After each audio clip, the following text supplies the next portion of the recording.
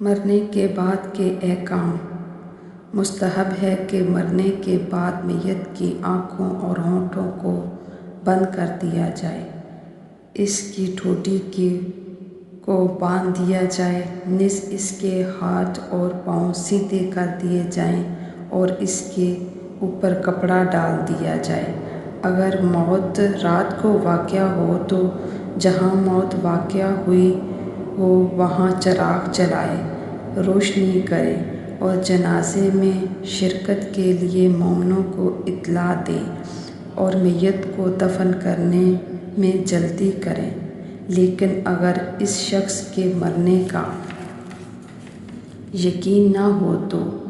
احتیاطاً انتظار کریں تاکہ صورتحال واضح ہو جائے۔ اگر میت حاملہ ہو اور بچہ اس کے پیٹ میں ہو اور زندہ ہو تو ضروری ہے کہ دفن کرنے میں اتنی وقفہ کریں کہ اس کے پیٹ چاک کر کے بچہ باہر نکال لیں اور پھر اسے پہلو کو سی دیں۔ اور جسے غسل نہ دیا گیا ہو یعنی اپنے بدن کا کوئی حصہ اس سے لگائے تو ضروری ہے کہ غسل مس میت کرے، خواہ اس نے نیند کی حالت میں مردے کا بدن مس کیا ہو یا بیداری کی حالت میں، اور خواہ ارادہ در یا غیر ارادہ در،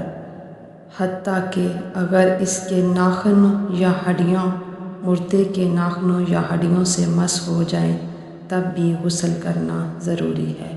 لیکن اگر مردہ حیوان کو مس کیا ہو تو اس پر غسل واجب نہیں ہے۔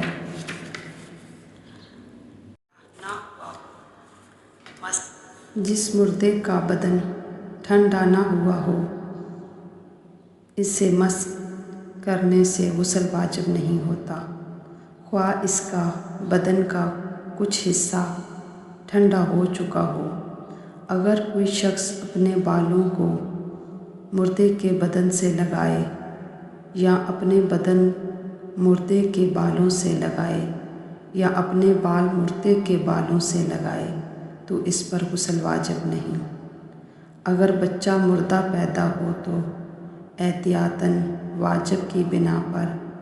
ضروری ہے کہ اس کی ماں غسل کرے، اور اگر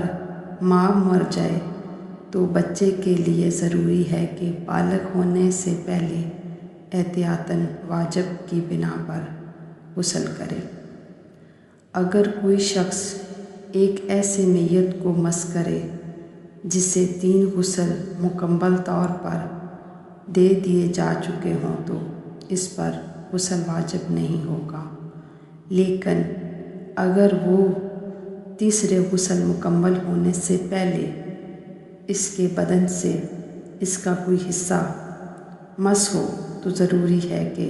غسل مس میت کرے۔ اس کے ولی پر واجب ہے، ضروری ہے کہ ولی خود ان کاموں کو انجام دے یا کسی دوسرے کو ان کاموں کے لیے معین کرے، اور اگر کوئی شخص ان کاموں کو ولی کی اجازت سے انجام دے تو ولی پر سے واجب ساقط ہو جاتا ہے، بلکہ اگر دفن اور اس کے ریلیٹڈ دوسرے امور کو کوئی شخص ولی کی اجازت کے بغیر انجام دے تب بھی ولی سے واجب ساقط ہو جاتا ہے اور ان امور کو دوبارہ انجام دینے کی ضرورت نہیں۔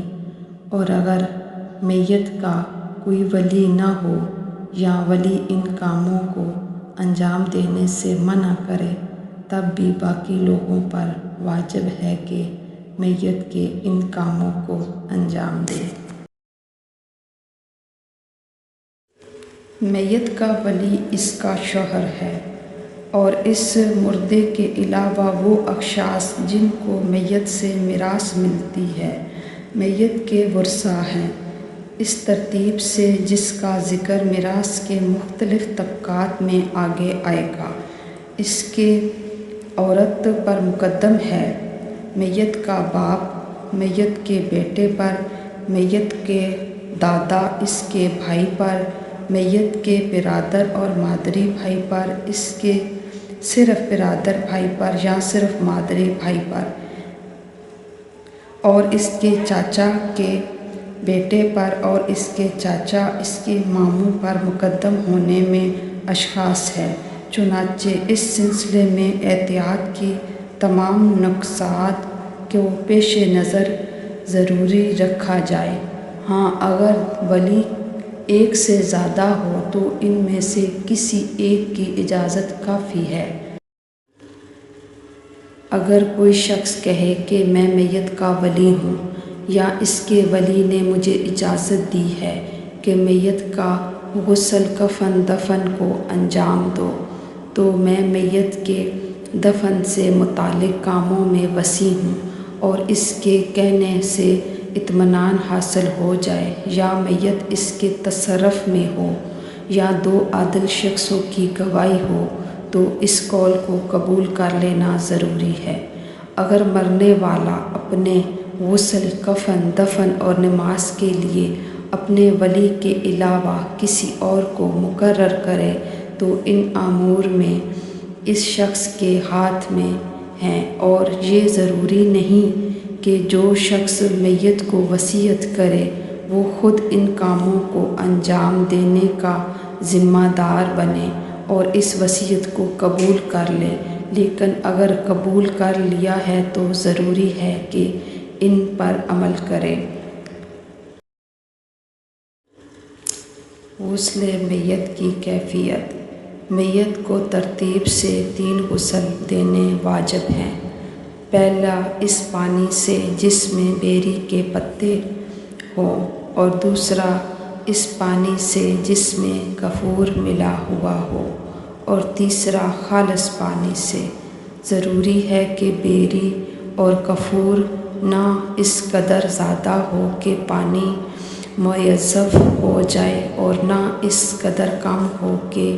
یہ کہا جا سکے کہ اس میں کافور یا بیری کے پتے ملے نہیں ہیں۔ اگر بیری اور کافور اتنی مقدار میں نہ مل سکے جتنے کہ ضروری ہے تو احتیاطاً مستحب کی بنا پر جتنی مقدار میسر آ جائے پانی میں ڈال دی جائے۔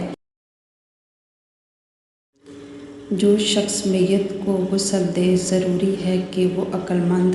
اور مسلمان ہو، اور احتیاط کی بنا پر ضروری ہے کہ وہ اثنا عشری ہو۔ نیز ضروری ہے کہ غسل کے مسائل سے واقف ہو، اور اگر کوئی بچہ غسل دیتا ہے جو غسل انجام لا سکتا ہے کہ وہ کیسے غسل دیا جائے اس سے واقف ہے تو کافی ہے۔ جو شخص غسل دے ضروری ہے کہ وہ قربت کی نیت رکھتا ہو، اور یہ کافی ہے کہ اللہ تعالیٰ کے حکم سے بجا آوری کی نیت سے غسل دے۔ محرم افراد ایک دوسرے کو غسل دے سکتے ہیں، چاہے نسبی محرم ہوں، جیسے ماں، بہن، رضاعی بہن یعنی دودھ پینے کی وجہ سے ایک دوسرے کے محرم بن چکے ہوں۔ شرمگاہ کے علاوہ باقی بدن کو لباس کے نیچے سے دھونا ضروری نہیں ہے، اگرچہ بہتر ہے، لیکن احتیاط واجب کی بنا پر ضروری ہے کہ مرد اپنی محروم بیوی کو صرف اسی صورت میں غسل دے سکتا ہے کہ غسل دینے کے لیے اور کوئی عورت موجود نہ ہو۔ یہی حکم عورت کے لیے ہے اپنے محروم شوہر کے غسل دینے کے بارے میں۔ اگر میت اور غسل دونوں مردہ عورتیں ہوں یا دونوں مرد ہوں، شرمگاہ کے علاوہ میت کا باقی بدن برا نہ ہو، لیکن بہتر ہے کہ لباس کے نیچے سے غسل دیا جائے۔ میاں بیوی کے علاوہ میت کی شرمگاہ پر نظر ڈالنا حرام ہے، اور جو شخص اسے غسل دے رہا ہے اگر اس کی نظر شرمگاہ پر پڑی تو گناہگار ہوگا، لیکن اس سے غسل باطل نہیں ہوگا۔ اگر میت کے بدن کے کسی حصے پر عین نجاست ہو تو ضروری ہے کہ اس حصے کو غسل دینے سے پہلے نجاست دور کر لی جائے۔ غسل شروع کرنے سے پہلے میت کا تمام بدن پاک کر لیا جائے، اور غسل ترتیب میں بھی ضروری ہے کہ دائیں طرف کو بائیں طرف سے پہلے دھویا جائے۔ جو شخص حیض یا جنابت کی حالت میں مر جائے، اسے غسل حیض یا غسل جنابت دینا ضروری نہیں ہے، بلکہ صرف غسل میت اس کے لیے کافی ہے۔ میت کو غسل دینے کی اجرت لینا احتیاط کی بنا پر حرام ہے، اور اگر کوئی شخص اجرت لینے کے لیے میت کو اس طرح غسل دے کہ یہ غسل دیتا قصد غربت کے منافی ہو تو غسل باطل ہے، لیکن غسل کے ابتدائی کاموں کی اجرت لینا حرام نہیں ہے۔